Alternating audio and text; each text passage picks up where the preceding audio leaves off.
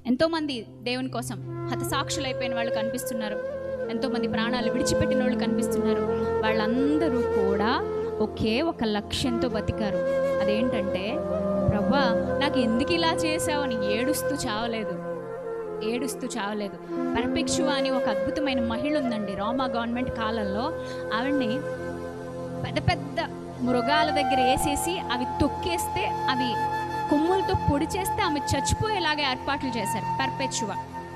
ఆవిడ అలా చనిపోయేటప్పుడు, చనిపోవడానికి వేయడానికి ముందు ఆవిడ అందంట, ఏమనో తెలుసా, నా శరీరం ఆ ప్రాంగణంలో ఆ క్రూర మృగాలకు ఒక బ్రెడ్ లాగా విడిచిపెట్టబడుతుంది. అవి నన్ను తినేస్తాయి, ముక్కలు కొరుక్కుని తినేస్తాయి, పర్వాలేదు, తర్వాత భవిష్యత్తులో అనేక మంది ఆత్మీయ ఆకలి తీర్చబడ్డానికి నేను ఒక బ్రెడ్ అయిపోయినా పర్లేదు అంటుంది. ఒక గోధుమ గింజలాగా నేను విత్తబడతాను, పర్లేదని చెప్పుద్ది ఆవిడ. ఆ స్టేట్మెంట్ ఇచ్చిందంటే ఎంత బోల్డ్ స్టేట్మెంట్ అన్నది.